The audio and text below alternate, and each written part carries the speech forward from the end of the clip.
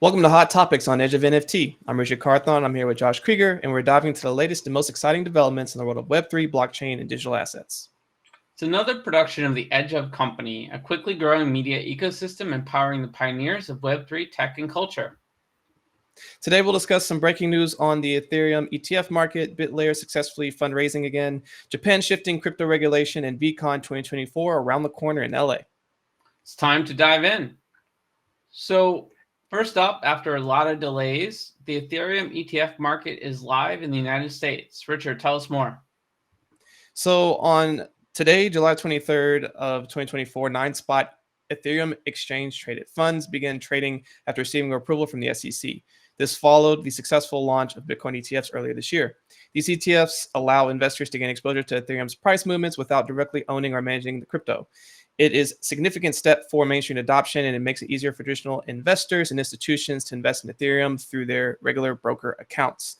Honestly, this is huge news. That's why we're starting the top of the hour with this. Obviously, beginning of the year when Bitcoin ETFs traded and were allowed to actively start being traded, we saw this gigantic growth in the crypto markets, Bitcoin doing its thing.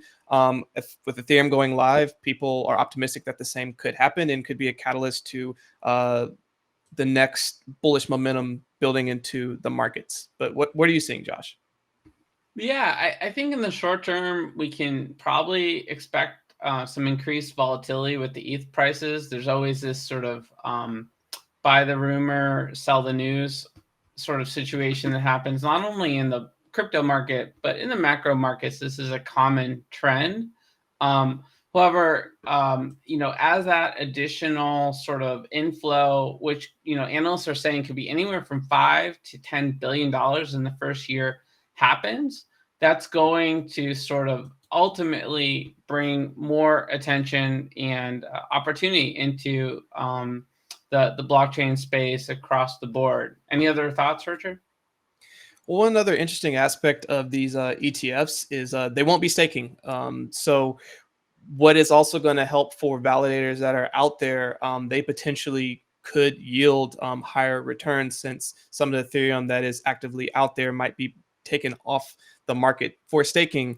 So if you're in the staking game, you might actually see your rewards go up. So that'll be interesting to watch for the rest of the year. Yeah, a little bit of an arbitrage opportunity there. What else is going on?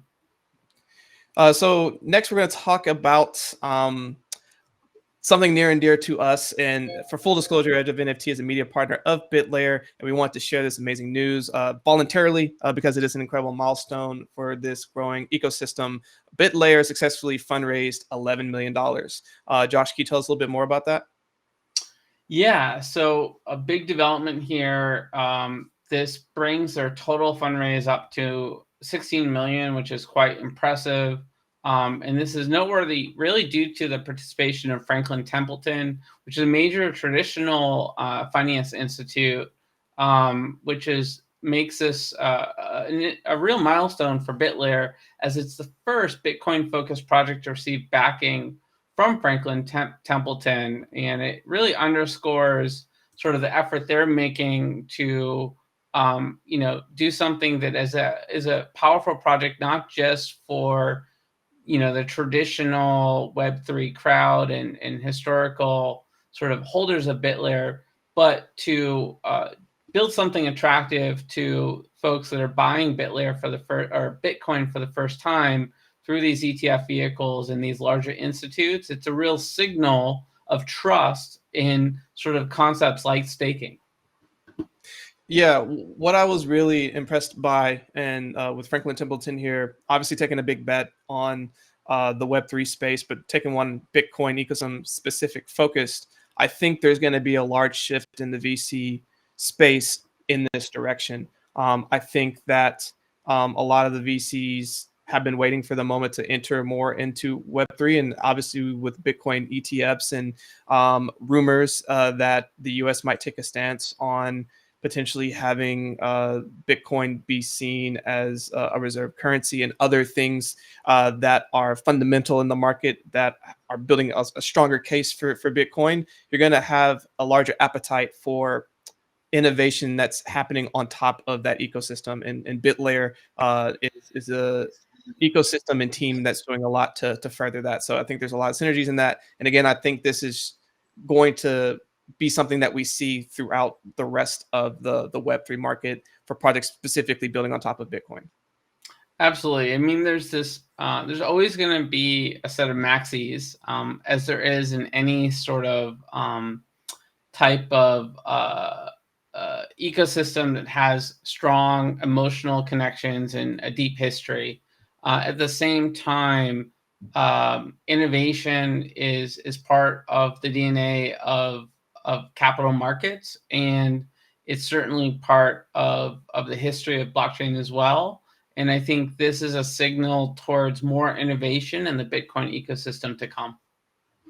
Agreed. And obviously, shout out to Bitlayer and all the amazing things you have going on.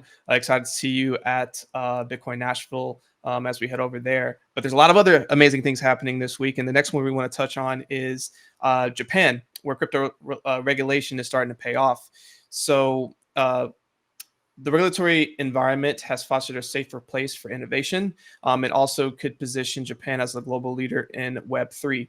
Josh, can you tell us more about that? Yeah, so Japan has taken a pretty strict and early approach to crypto regulation after the Mt. Gox in 2014. And this has now created some clarity for major corporations to enter the Web3 space through acquisitions and investments.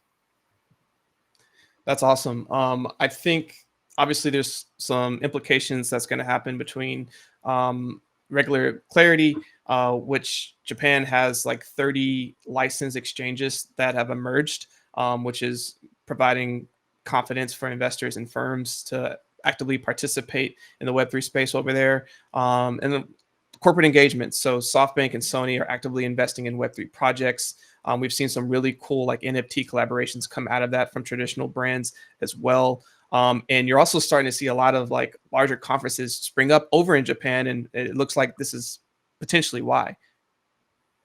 Yeah, I mean, Sony is a huge player in Asia and certainly in Japan, and that is the type of sort of Web 2 sort of adoption of blockchain that is exciting, I think, for the global implications of having someone like that. And this serves as a blueprint for other countries that are considering regulation. It's fairly successful thus far. Early indications are positive, and it's also going to attract some really interesting investment opportunities in Japan. So let's stay tuned for that. And you mentioned Bitcoin Nashville. Of course, right after, I'm heading back to LA, my roots at the moment for VeeCon. Really excited to be a media partner again for the third year in a row. They're always cooking up something fun. And this year it's going to be in LA. So I don't have to travel very far. And there's a lot of cool stuff going on in the agenda this year. As usual, there's discussions, performances, all sorts of interactive activities. And Richard, maybe you can hit on some of the other highlights this year. Yeah. So one of the things that they're going to be bringing are amazing speakers and celebrities. T-Pain is going to be speaking there. Ariana Huffington from Huffington Post. Howie Mandel from Deal or No Deal. So Kabi Lame, who is a famous TikTok content creator who has an amazing story. Watch a lot of his content. He'll be there speaking as well. And they're going to have some really cool experiences as well by hosting the events at the entertainment of LA Live, which is going to provide a pretty unique atmosphere and appeal. Yeah, absolutely. So I love this event because I get inspired by creative thinkers in all industries, and we have everyone here from media folks to Hollywood to food tech leaders, all blending together in one dynamic environment. Yes, there's some Web3 folks in it, and that's really cool. But we've always been about sort of the broader intersection of Web3 and culture. And VCon really focuses on innovation across all realms of society. So I get inspired by going to events like this, and I'm excited about some of the media interviews that we'll be doing during the event. And of course, this is sort of part of a longer term vision with VeeCon. So it's going to be interesting to see how that brand continues to evolve. Some big announcements last time at VeeCon. I'm sure there'll be some other big announcements this year. So look for some coverage from us soon on VeeCon, and hopefully see some of you in Los Angeles. For now, that is a wrap on today's hot topics. We've covered recent news on the ETF market, Bitlayer's successful fundraise, Japan's crypto regulation shift, and VeeCon 2024. It's been packed with a lineup of topics, with each story highlighting the dynamic nature of the crypto space and exciting developments that are shaping its future. What do you think will be the most impactful takeaway from today's discussion? I believe that continued regulatory clarity in places like Japan and the growing interest in Web3 could significantly influence how this market evolves. An exciting time for innovation in the blockchain space. Agreed. We want to encourage our listeners to share their thoughts on these developments. Obviously, you can do that in the comments if you're over here on YouTube. If you're over listening, go check us out over there. Or you can also tweet at us. We'd love to hear your feedback and want you to come and join our conversation. So stay curious, stay secure, and keep pushing Web3 boundaries. This is Josh and Richard signing off from Edge of NFT. Catch you on the flip side of the blockchain.